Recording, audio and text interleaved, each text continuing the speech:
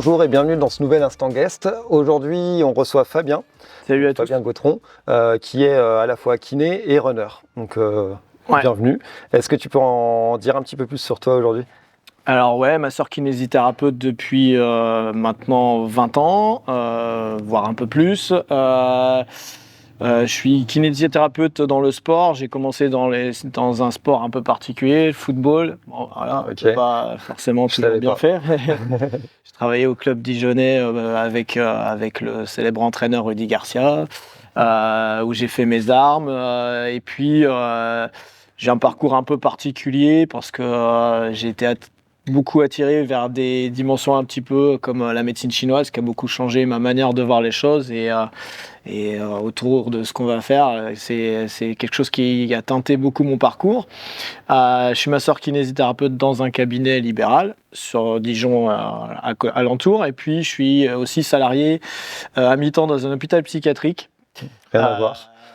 Et ben en fait, pas tant. Parce que en fait, c'est là où c'est intéressant, parce que justement, on utilise aussi une forme de crossfit à l'hôpital psychiatrique. Ah ouais. Et c'est quelque chose qui est très intéressant. On utilise aussi la course à pied, puisqu'on a un programme Rehability Run, qui est du coup autour de ça. Je travaille à l'hôpital psychiatrique avec des confrères qui sont enseignants à pas, où du coup l'activité physique adaptée, qui est quelque chose d'assez proche du CrossFit, qui va être hyper intéressant pour nous.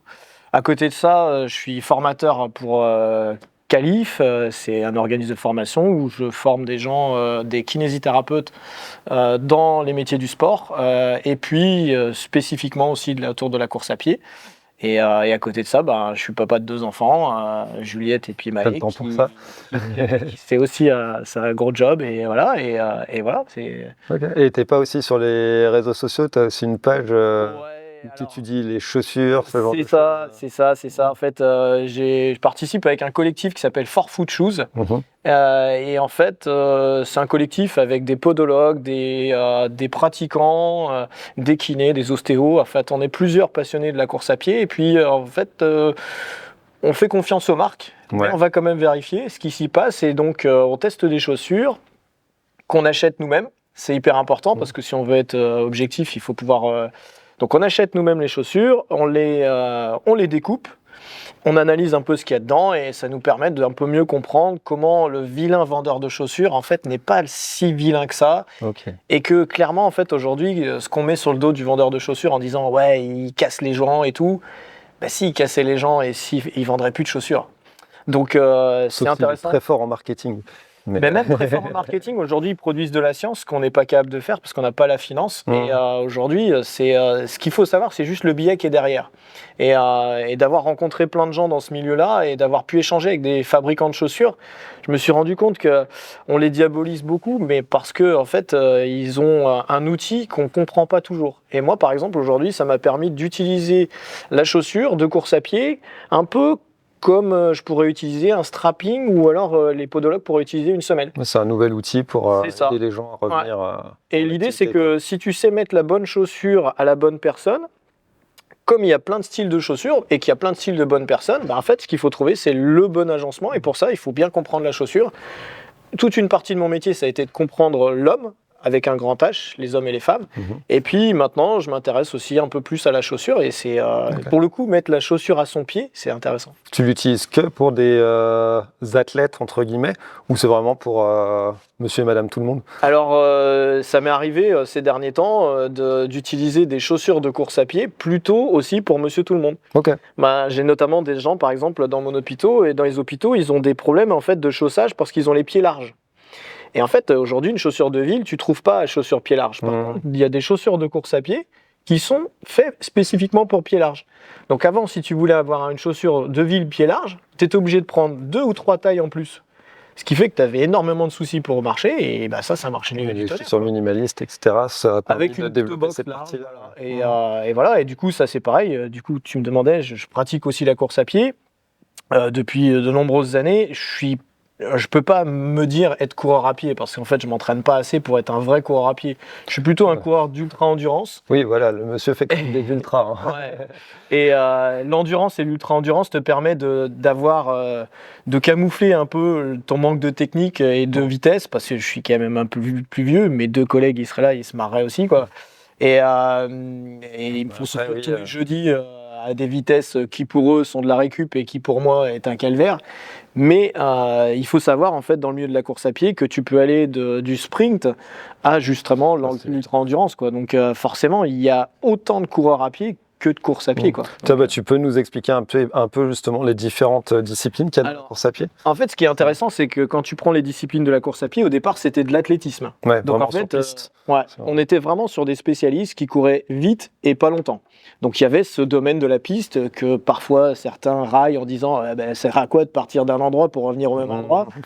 Oui, c'est vrai que c'est un peu, mais okay, ça sert à quoi de taper dans un ballon pour le mettre au fond d'un filet? On se pose toujours les questions aussi. Hein. Fais pas des trucs pour devenir des génies, quoi. Donc il y avait la piste, et puis en fait il y a des gens qui ont été délaissés par leur qualité par la piste. Donc on a fait de l'élitisme sur la piste, et puis du coup on a retrouvé des gens qui maîtrisaient pas les 100 mètres, les 200, les 400 et tout ça. Donc en fait on a inventé une autre méthodologie, on a dit tiens on va faire courir les gens un peu plus longtemps sur la route. Et du coup, sur la route, on a découvert un système et puis on a fait toutes les courses sur route qui sont aujourd'hui avec le summum qui est le marathon. Tout le monde veut courir son marathon. S'il y a 40 ans, tu n'as pas couru ton marathon, oh là là, catastrophe. C'est vrai que c'est une mode qu'on voit de plus en plus et que ça se développe vraiment ces dernières années. Et puis, c'est le vrai culte de l'ego, quoi, aussi. Donc du coup, ces défis-là, ils sont marquants. Tu peux me dire que j'ai fait... Alors moi, je vous le dis, j'ai pas fait de marathon. Si, j'en ai fait un, mais je le considère pas, le marathon des Grands Crus, et il s'est pas bien passé du tout. Ouais, mais un peu vallonné, non? Un peu vallonné. C'est pas ça, mais c'est pas préparé. Et en fait, à l'époque, au marathon des Grands Crus, ce qui était assez particulier, c'est que tu pouvais faire des dégustations. Ah oui. Et j'ai fait plus que 40 km, puisqu'il y a des dégustations que j'avais pas eu le temps de faire. Ouais, c'est ça. Et donc, ça m'a vraiment appris qu'il faut vraiment s'entraîner spécifiquement si tu fais un truc comme ça. Et l'alimentation, du coup, aussi, non? La bonne alimentation, franchement, à la fin, quand tu marches, tu vois, pour venir finir le bout, c'est pas considéré ça. Et c'est pour moi quelque chose qui est absolument fondamental, c'est qu'il y a beaucoup trop de gens qui s'inscrivent en n'étant pas prêts. Et moi, je suis défenseur de la santé. Et donc aujourd'hui, c'est ce que je vais essayer de vous démontrer, en fait, c'est les valeurs de santé qu'il faut venir maintenir. On peut tous faire des défis stupides et finir fracassés. Le message qu'on envoie derrière, c'est t'es vraiment stupide, et c'est tout. Et t'es toujours pas sportif, et t'es toujours pas coureur rapide. Il y a une dimension mentale qui peut être intéressante, mais après, derrière, c'est clair que tu vas traumatiser ton corps pour pas grand-chose au final, quoi. Et donc, du coup, il y a eu ce culte du marathon. Il y a ce culte du marathon où, en fait, le marathonien, en plus, avec le mythe qui va avec, soi-disant, le coursier qui aurait été à donner l'information à un marathon, voilà. Il en est mort quand même. Oui, tout comme en fait dans les sports de force, il y a Milos de Croton qui continue d'être ce soi-disant héros qui portait son agneau et qui, au fur et à mesure que l'agneau grossissait, tu prenais de la masse. Ok, c'est très bien, mais aujourd'hui ça tue les gens parce qu'en fait il y a une paresse intellectuelle, on prend les raccourcis puis on dit je vais faire ça. Oui. Mais es-tu prêt à faire ça? Et puis après, du coup, il y a aussi des gens qui étaient lents en course à pied sur la route, et on l'a dit, on va les emmener dans encore plus différent. On a mis la course en nature. Alors on a appelé ça course nature, puis trail, puis maintenant en fait on fait des catégories de trail, ultra trail, trail long, trail court, tout ça. Et donc en fait ça s'appelle courir là où il n'y a pas de bitume, ou là où il y en a le moins. Et en soi en fait ça demande des qualités complètement différentes. Et on voit bien que à chaque fois on a essayé de rattraper tous les mondes par des calibrages. Et ce calibrage c'est le chrono, c'est une validation. Et puis maintenant, en fait, si tu fais de la course et que tu n'es pas assez bon pour aller vite en ultra trail, tu veux être finisher. Donc tu es randonneur.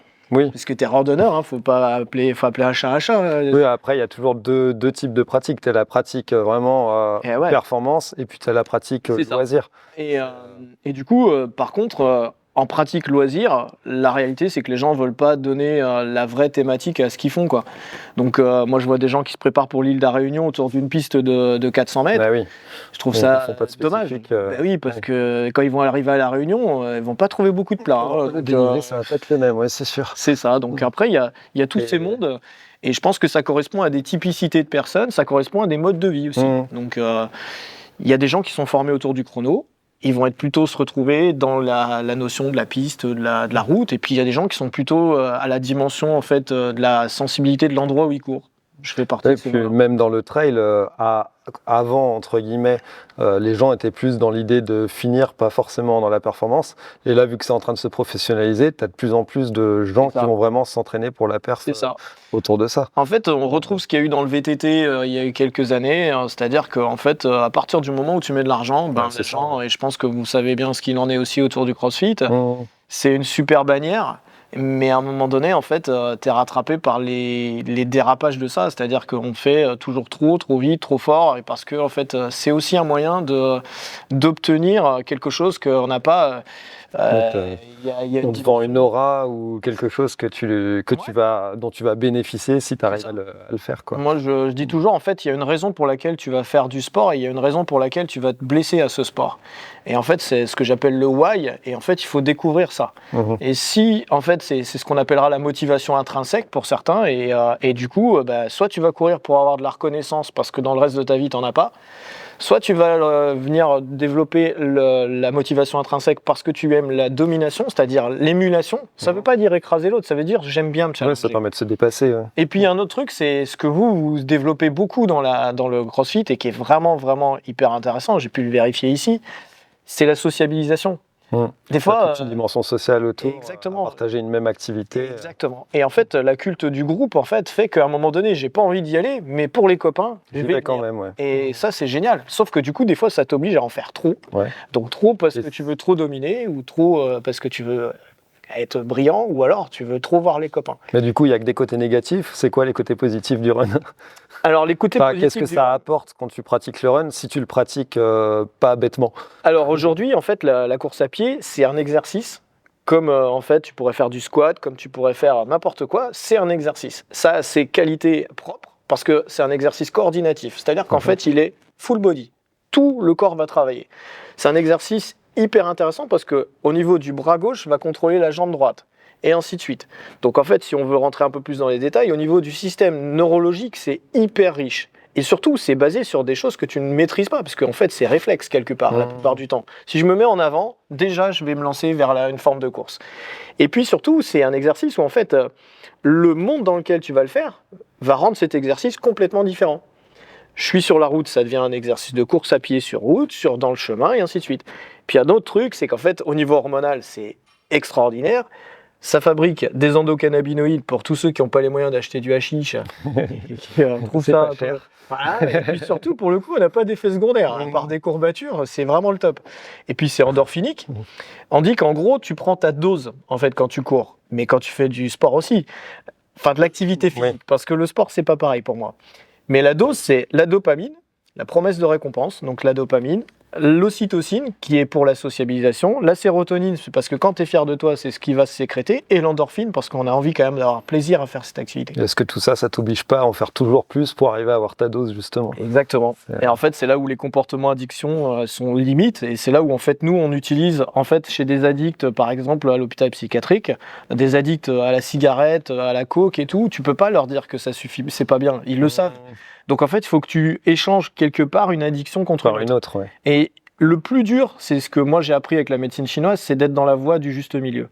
C'est-à-dire qu'à ce moment-là, en fait, quand tu es capable de pas aller trop haut, tu sais que tu descendras pas trop bas et tu pourras plus ou moins éviter cette notion d'addiction. Mais ça, c'est facile. Il faut peut-être varier, justement, pas être peut-être que monocentré, aller vers que le run. C'est ça. Le fait de diversifier les activités. Exactement. Ça peut être, et c'est pour ça que quand tu fais du crossfit, pour moi, dans le nom, il y a déjà la notion qui est la plus importante, l'entraînement croisé et puis l'indice de fitness derrière, c'est-à-dire ta santé. Et aujourd'hui, je crois qu'en fait, on décentre en fait toutes les activités de leurs normes parce que du coup, il faut que les gens soient addicts pour que ça soit rentable. Si tu veux dépenser de l'argent, il faut quand même qu'à un moment donné, tu crées l'addiction, quoi. Ils aient leur dose, comme tu dis. Exactement. Et la dose, elle est partout. Et c'est pour ça que en fait, n'importe qui aura un bon argument pour te dire oui, mais il faut en faire plus. Nous, on a des crossfitters. On se rend compte que dans la communauté des crossfitters, le run, c'est pas un truc qu'ils aiment. Genre, ils préfèrent limite aller faire de l'assaut bike que faire du run pour pousser le truc. Et du coup, l'idée, c'était aussi de voir quels pouvaient être les bénéfices spécifique, entre guillemets, que peut apporter cette activité pour un crossfitter, sachant que le crossfit, à la base, c'est quand même de la préparation physique générale. Donc, normalement, le fait de savoir mettre un pied devant l'autre, ça devrait être une des bases qu'on est capable de maîtriser. Alors, tu vois, je mettrais un bémol parce que ce que je trouve le plus difficile pour un crossfitter, quand il vient à la course à pied, c'est l'équilibre sur un pied. Ouais, c'est vrai qu'il y a beaucoup de mouvements. La plupart des mouvements en crossfit sont Exactement. bilatéraux. Et en fait, ce qui fait la définition, et on le voit très bien quand je cours, à les endroits où je cours, je sais qui fait du crossfit. Ah ouais, comment je vois comment les crossfitters courent parce qu'en fait, il y a une légère ouverture, comme ça, il y a un buste un peu maîtrisé, et en fait, il y a peu de rebond dans l'appui. Ça, c'est lié à vos chaussures, en fait, qui ne sont pas des chaussures de course à pied, donc du coup, qui ont une semelle très plate et qui est en plus souvent très dure, et puis du coup, en fait, qui sont très stables. Mais du coup, pour qu'en fait, je provoque de la dynamique, il faut que quelque part, je provoque aussi de l'instabilité. Donc ça va aller avec. Plus le fait que souvent, vous courez aussi avec des gilets lestés. Donc forcément, à un moment donné, tu apprends avec ce genre de choses. C'est un mythe pour le coup.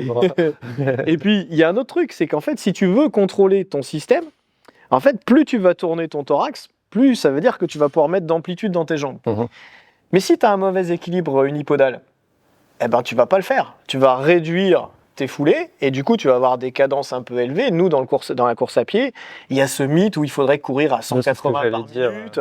Et en fait, ça vient d'un type, tiens, on va en parler, il s'appelle Jack Daniels. Le gars qui a lancé ça.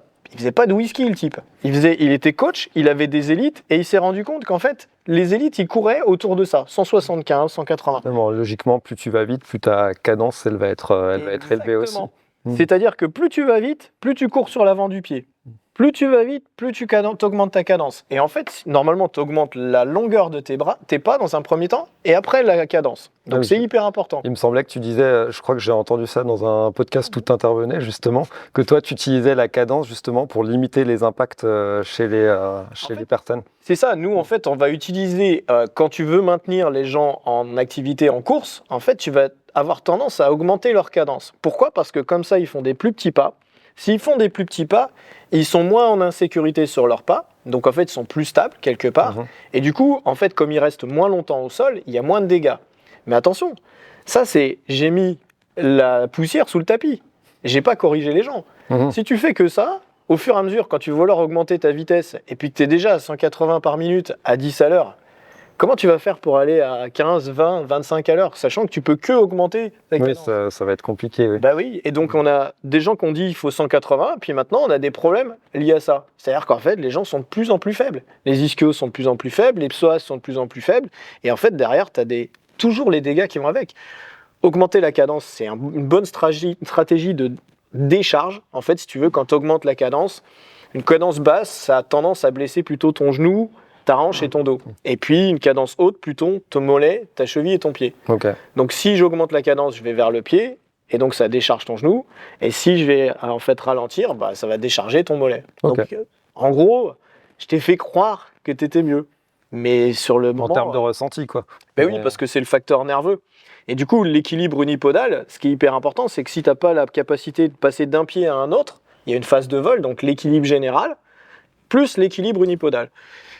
C'est le gros truc que ça va apporter en fait au crossfitter, c'est-à-dire en fait maîtriser en fait cet équilibre en vol, donc la capacité de gérer son corps en traversant.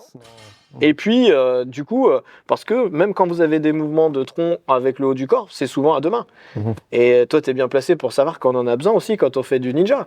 Et pour le coup, c'est aussi complémentaire de ce côté-là. Moi, j'utilise des mouvements en fait de brachiation pour améliorer en fait mes coureurs à pied. Ah ouais. Bah ouais, parce qu'en fait, quand tu utilises un mouvement de bras, tu es obligé de coordonner les jambes. Tu coordonnes aussi avec ton tronc. Exactement. Et tout est croisé.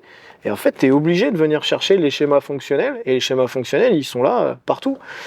C'est vrai que c'est rare dans la vie de tous les jours de toujours être symétrique et de tout faire avec les deux membres en même temps. Et oui. Et puis, ce qui est hyper important aussi, c'est que en fait, on est rarement symétrique. Et donc, dans le CrossFit, vous avez beaucoup de mouvements, en fait, où vous allez devoir camoufler les tricheries. C'est-à-dire que plus le mouvement il va être répété à haute intensité, plus en fait le muscle il répond pas de la même manière. Et on a des éléments entre les muscles qui s'appellent des fascias, et ces fascias en fait ils vont te permettre de te déformer. Et c'est là où vous êtes drastique là-dessus. Je veux pas que tu te. Mais en fait, plus tu mets des charges élevées, plus tu mets des répétitions, plus à un moment donné, tu arrives devant un mouvement qui va se décomposer. Oui, c'est normal. Exactement. Ouais. Et donc tout ça, en fait, dans la course à pied, c'est pareil. Plus tu vas vite, plus tu vas te déformer. Et l'objectif, c'est que tu te déformes le plus tard possible. Parce que sinon, tu te blesses. Et ça arrive à maintenir la forme la technique la plus propre possible. C'est ça. Soit avec les charges, soit soit sur la durée la plus longue possible. Et donc nous, en plus, on travaille avec un sport où en fait, du coup, tu rattrapes tous les problèmes du bas avec le haut du corps. Donc c'est hyper coordinatif. Et en l'occurrence, en fait, on n'a pas tu vas avoir l'apport comme il n'y a pas de charge. En fait, c'est que l'inertie qui va faire la différence. Okay. Et puis un autre truc qui est intéressant aussi, c'est le système gyroscopique. C'est-à-dire qu'en fait, on a un système vestibulaire et la course à pied, c'est rythmique. Et en fait, ton système vestibulaire et ton cervelet, ils opèrent grâce à ça. Ils ont besoin de rythme. Et du coup, la danse il pourrait vous apporter aussi. Je ne sais pas si vous apportez encore, mais si vous êtes crossfitter et que vous voulez pas courir, allez danser. Voilà. Et puis si vous êtes coureur, allez danser parce que c'est hyper intéressant. C'est pas tout, hein, mais voilà quoi. Mais si tu as besoin de rythme en fait, et du coup le rythme, c'est un système rebond, c'est un système élastique, et en fait ça économise ton muscle. Oui. Tu travailles sur le fascia et pas sur le muscle. Donc énergétiquement parlant, c'est hyper intéressant parce que du coup ton muscle il peut soit déplacer les segments, soit mettre en tension les élastiques. Okay. Et donc, il va avoir deux stratégies. C'est pour ça que, par exemple, quand tu fais du vélo, en fait, bouger les manivelles, c'est typiquement musculaire. Et qu'après, on dit « Ah ben, quand je cours, c'est pas les mêmes muscles. Alors moi, je voudrais bien voir comment c'est pas les mêmes muscles. C'est les mêmes muscles, mais il y en a qui vont venir bouger les manivelles pendant que quand tu vas courir, en fait, ça va bouger tes élastiques. Tu vas plus utiliser les fascias. C'est comme ça que tu vas améliorer ton économie de course. C'est exactement ça. Je le voyais pas comme ça. Et nous, on le sait très bien, parce que les blessures des coureurs à pied, c'est le fascia plantaire, le fascia qui s'appelle le tendon d'Achille, le fascia qui s'appelle le tendon rotulien, et puis le fascia lata, enfin la bandelette là de c'est côté. Toujours du fascia, quoi. C'est toujours du fascia. Okay. Et en fait, on a très peu de lésions musculaires. Et je pense que vous en avez aussi très peu. Vous avez beaucoup de tendinopathie dans le crossfit. Ouais, surtout de l'épaule. L'épaule, coude, et des choses comme ça. Et en fait, voilà. Et pareil, quand vous faites du rebond à double pied. Quand vous faites Ça dépend. Ici, on fait aussi de l'unilatéral. On essaie justement de diversifier parce qu'on sait que le crossfit de base est très bilatéral. Donc, on essaie justement de bosser sur tout ce qui est équilibre, etc. Et moi, je trouve que c'est le truc qui est le plus oublié. C'est qu'en fait, malheureusement, en fait, dans beaucoup de domaines, marcher, c'est double pas. Oui, c'est pas, double pas, double pas. Mais en fait, les fentes, c'est génial. Mais souvent, on n'est pas préparé aux fentes. Et au saut, on n'est pas préparé au saut. Et la course, en fait, quand tu commences à courir lentement, en fait, tu fais quasiment du double pas. Et puis, pour moi, c'est un spectre, un continuum qui est facile à maîtriser. Moi, je peux augmenter vraiment progressivement. Et après, derrière, tu vas développer des aptitudes à 5, 8, 9, 10 km/h, 20 km/h. Faut pas oublier que les mecs qui font le marathon de Paris en moitié, en moyenne, c'est 4h15. Ça veut dire 10 à l'heure. Hein. Oui, non, mais c'est déjà pas mal. Oui, parce que c'est quand même un effort long. Et du coup, qu'est-ce que c'est la meilleure, entre guillemets, stratégie pour une personne qui veut débuter la course, ou plus spécifiquement pour un crossfitter, pour commencer? C'est justement essayer de faire des séances plutôt longues à allure très lente. C'est quoi qui est le plus intéressant pour limiter les blessures, notamment? Pour moi, tu peux pas mettre les novices. En fait, les gens qui veulent se mettre à la course à pied et les crossfitters dans le même panier, parce que les crossfitters, ils ont déjà un état physique. Une bonne condition physique, ouais. Ils ont un gros problème, c'est qu'ils ont un cardio de malade. Et donc, souvent, ils ont un moteur extraordinaire. Mais ils ont un châssis qui est pas adapté. Pas prêt à subir les... C'est pareil que les footballeurs, en fait, qui viennent se courir. En fait, ils ont des moteurs de dingue, mais ils comprennent pas que le châssis, c'est pas la même chose. Comme tu dois faire du rebond, en fait, souvent, ton châssis, si tu fais du multidirectionnel, il est fait pour faire du multidirectionnel. Et du coup, tu as beaucoup de capacité à changer de distance. Nous, en fait, on ne change pas de distance. Donc là, par exemple, quand vous courez autour de la boxe, en fait, il y a quand même beaucoup de virages qui sont assez proches. Et suivant, en fait, comment tu vas développer, c'est pas pareil que si je te demandais de faire quand vous faites les montées là. Et pour le coup...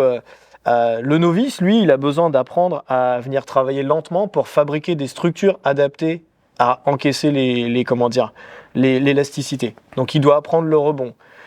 Le crossfitter, en fait, ce qui est hyper compliqué, c'est qu'il va trouver ça super rébarbatif. Ouais, c'est ça. Et il va dire, mais moi, je peux faire plus vite. Oui, ton moteur, il peut faire plus vite, mais ton châssis, non. Et donc, c'est ça qui est compliqué, c'est qu'en fait, on a souvent envie de griller les étapes parce que d'aller courir à 10 à l'heure, ben voilà. C'est pas très marrant, quoi. Ah non, et surtout qu'en plus, je vais te dire, le novice, il fait 80% de son temps à vitesse lente. Oui, bah, même c'est une des règles en course, c'est d'essayer de faire du 80-20. Ouais. 80-20, et après, ça c'est une règle un peu basique, mais qui marche pas bien. Et après, c'est 15% à intensité moyennement intense, et puis 5% très intense. Oui.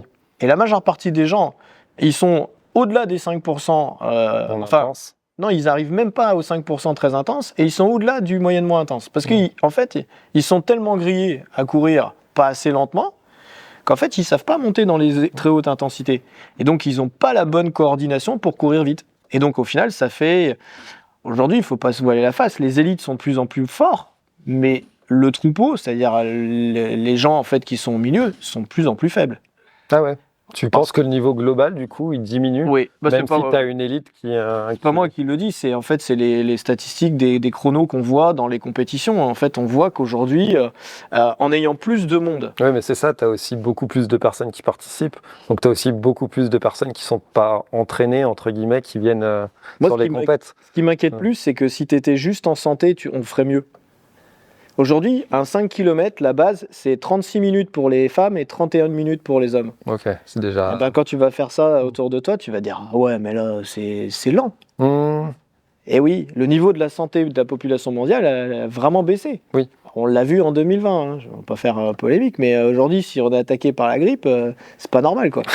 Donc, c'est parce que le niveau de santé est pas bon que derrière, en fait, on se retrouve à venir avoir des performances qui sont pas bonnes. Et parce que le niveau de sommeil est pas bon, parce que l'alimentation qu'on nous donne à manger, elle est pas bonne, et que l'air qu'on respire est quand même très limite. Ouais, ça se dégrade, ouais. Donc, pour un crossfitter, en fait, j'aurais tendance à lui dire, en fait, il faut qu'il voit les bénéfices qu'il aura sur le long terme. Et malheureusement, c'est peu vendeur. Hein. Dans 500 jours, tu iras vachement mieux. Ouais, bah après, c'est comme n'importe quel entraînement, il faut y aller progressivement si tu veux évoluer et surtout sans te blesser. C'est quoi les risques si justement ils grillent les étapes et qu'ils veulent aller trop vite, trop vite? En fait, si tu veux, la progression idéale, ça serait de dire, en fait, si je respectais mon corps, en fait, je courrais pieds nus, et ben en fait, la première couche qui serait touchée, c'est la peau de pied. Donc, j'aurais des ampoules. Donc, en fait... ça t'imite immédiatement. Bah oui, donc, et ça te brûlerait dessous du pied. Donc, en fait, tu n'irais pas très loin, et du coup, la première sortie que tu ferais, elle ne ferait pas 1 heure. Hein. Ensuite, du coup, en fait, si on regarde, en fait, les blessures que tu vas avoir, c'est d'abord, je vais faire des ampoules, et ça, c'est complètement... voilà, ça ne devrait pas arriver. Les chaussures t'aident à protéger ça. Ensuite, tu vas blesser tes tendons, tu vas blesser tes fascias. Donc la tendinopathie, c'est le meilleur ami du coureur à pied. Et tu as des tendinopathies pour les novices, plutôt le genou. Et tu as des tendinopathies pour les aguerris, c'est plutôt le tendon d'Achille. Okay. Oui, parce que c'est là où ça rebondit le plus.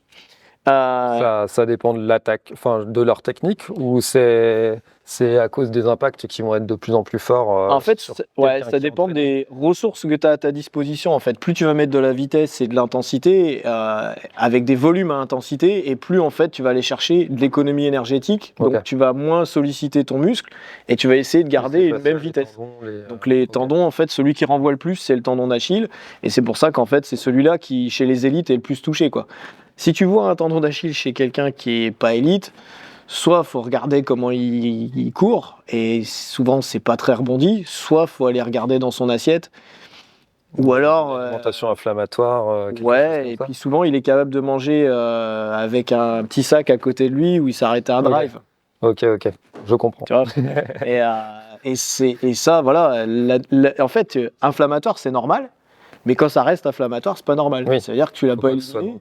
Et là, souvent, aujourd'hui, c'est ça qui est compliqué. Hein. Tu as moins d'éléments nutritifs dans l'alimentation et en vrai, notre filtre digestif est de moins en moins bonne qualité. Je pense que vous en avez déjà parlé. Donc, oui.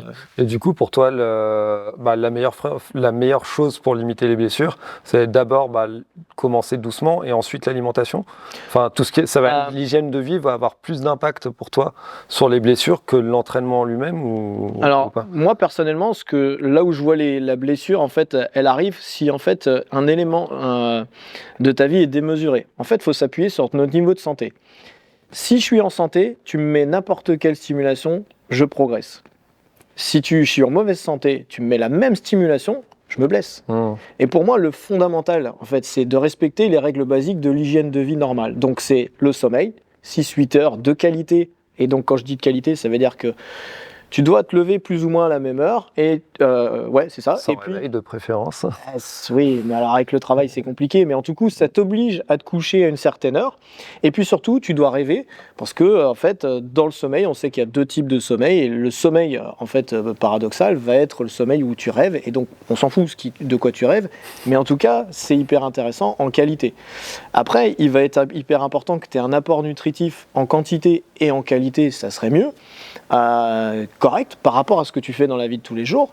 Et puis après, il ne faut pas oublier les autres trucs, c'est comment tu gères ta vie professionnelle, comment tu gères ta vie familiale, comment tu gères ta vie privée, et est-ce que tu as des loisirs? Parce que les gens ils me disent « ouais, je fais de la course à pied, c'est un loisir ». Non, c'est pas vrai. C'est comment en fait tu organises, en fait, est-ce que tu as une autre passion, est-ce qu'il y a quelque chose d'autre qui te permet d'ouvrir la fenêtre et de... Voilà quoi. Et ça évite les blessures. Et ensuite, tu peux te blesser parce que tu n'as juste pas de plan. Mais si tu mets 0 attente en face d'un coureur à pied, il court juste pour courir, il ne se blessera pas. Oui, c'est à partir du moment où tu as la notion de performance et d'atteindre des objectifs qui rentrent en jeu que là, on risque d'aller dans la démesure et exactement, et parce d'aller à la que rupture. malheureusement, les gens, ils mettent des attentes qui sont démesurées. Elles sont rarement... En fait, moi, mon travail dans mon cabinet, c'est juste, tu viens et tu me dis « je veux faire un marathon », c'est juste te démontrer que tu ne peux pas le faire. Ou alors que quand tu vas le faire... tant de temps, avec un plan structuré, avec quelque chose qui est intelligent, quoi. Et du coup, c'est là où les gens, tu les fais pas rêver, quoi. Ou alors, moi, c'est ce que je dis, en fait, le poids de la sécurité sociale, ça doit pas se poser sur tes délires, quoi. Les gens doivent pas payer. Moi, je paye aussi, hein, c'est qu'ils doivent pas payer pour le fait que tu t'as décidé d'aller te casser en deux avec un marathon. Bah oui, mais non. T'en as jamais fait, toi, des petits challenges comme ça? Si, mais tu vois, dans mon challenge, en fait, ce qui est hyper intéressant, c'est, j'en parle souvent ça, c'est que pour moi, quand je fais une course et qu'elle est démesurée, le lundi, je suis au travail. Je prends jamais de congé le lundi. Comme ça t'oblige à te gérer pendant ton. Mais ça veut dire que effort. dans mon emploi de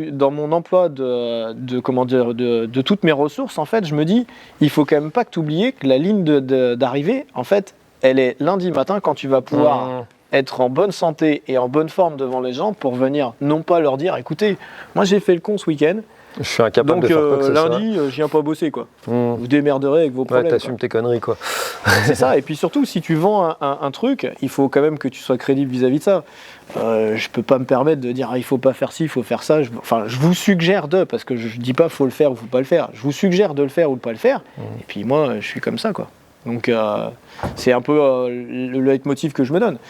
Après, oui, j'ai fait des trucs délirants et je suis jamais assez entraîné pour aller faire ce que je fais. Et j'aurai toujours l'opportunité de dire ah bah si j'aurais pu faire mieux et si ça. Après, quand tu as une vie qui est bien remplie, c'est pas toujours évident d'arriver à tout coordonner. Et c'est ça le problème pour la plupart des gens aussi. C'est pour ça qu'un des conseils qui est plus souvent donné pour éviter les blessures, c'est organiser bien votre vie.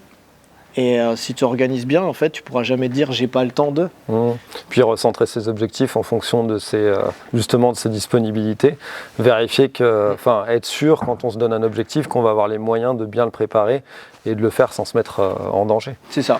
Et il faut vraiment se stimuler, mais pas en fait se mettre en danger. Et ça, c'est intéressant. Ok. Eh ben écoute, c'était super intéressant comme entretien. Merci d'être venu. Est-ce que toi, de ton côté, tu prépares des choses, tu as des projets, que ce soit au niveau pro, au niveau sportif? Des projets, oui, j'en ai tout le temps.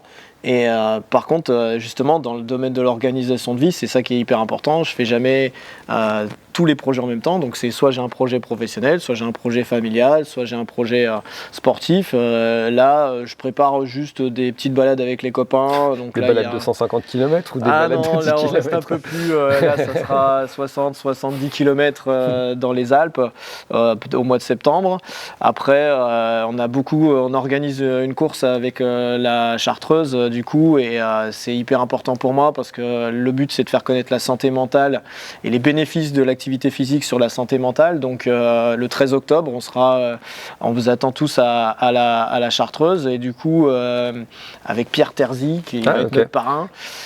Et c'est hyper important pour moi ce défi-là, c'est parce que du coup on voit aussi l'autre côté de l'organisation, et c'est hyper intéressant de le faire pour les autres. Et puis on a pour objectif de faire courir des patients. Ok, oui, c'était ça ma question. C'est quoi comme type de course? C'est pour tout le monde ou comment ça se passe? C'est ouvert à tous. Il y a 5 km, 10 km, il y a la marche.